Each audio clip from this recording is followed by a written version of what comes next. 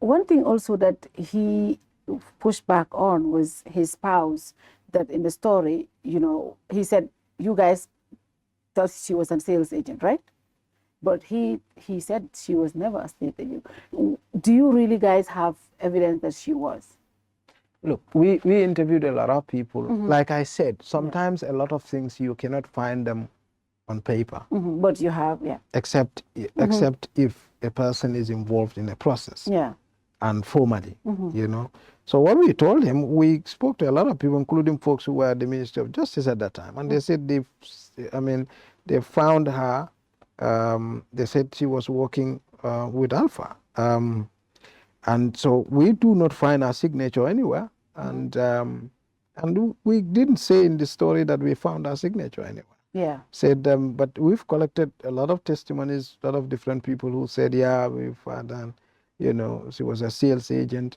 I mean, this is not also unusual. I mean, if I am selling land, people who are selling land do have agents all over the place. Yeah. Who look for individuals for them. Like, for example, she was the one who was supposed to be between. She was the agent for the American embassy in the sale of the. When they wanted to buy a part of the monkey park.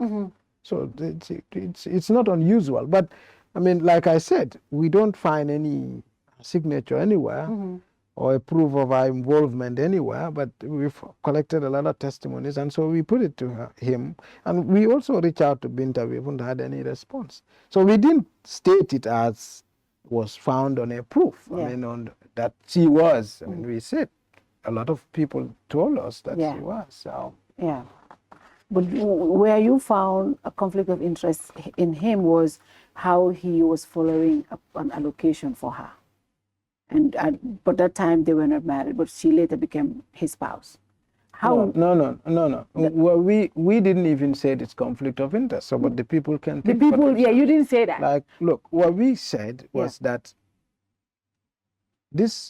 there were 5 different plots of land that the Ministry of Justice, claimed the government needed to use. These are 5 different plots of land, different places. Some of them is a compound, I think, or something like that. Yeah.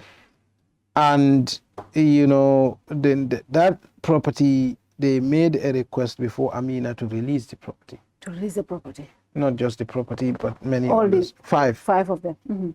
One of them is in Tanje, one of them is duplex area. Yeah. And so Amina told them, no, I can't do this because you've not brought me any forfeiture order. This is Jana Commission has not concluded any investigation. I cannot, And Amina wrote a petition, and in fact, Amina. The Chief Justice, in fact, had a meeting with Amina and Justice Jeta over this matter, because Amina wrote the petition to the Chief Justice. Chief Justice. Yeah, when it happened.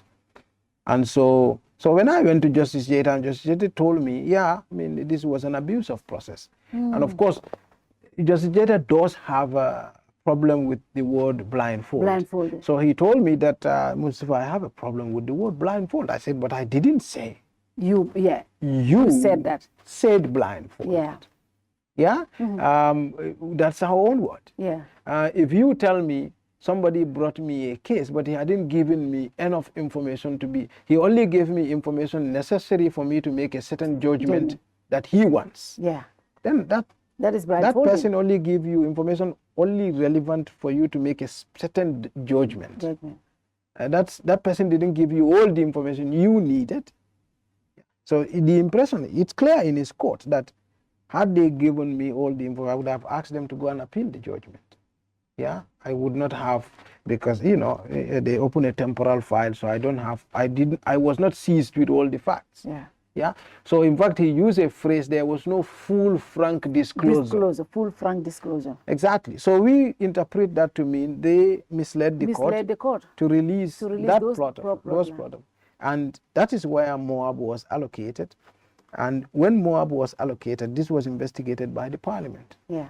And, some of the media houses that apparently came out to counter us, they reported on that Moab's allocation, but they didn't know the background story. They didn't know the background. Yeah. So when we come and put some context to it now, because it's not nice story to them or for them, they now come to but people are people anyway. I mean, so the allocation was made on one of those properties, and Moab, according to the parliamentary investigation, which is online, Moab did not pay the levy that they were supposed to pay until 1 year later, when a petition was filed. So the parliament concluded that Moab would likely not have paid that levy if the petition was not made public. Yeah. So we thought that's an important thing to let the people know. Now, we didn't make any judgment. We didn't say anything. We didn't make any insinuation. Of course, we spoke to some people who made some insinuations, and so that's it.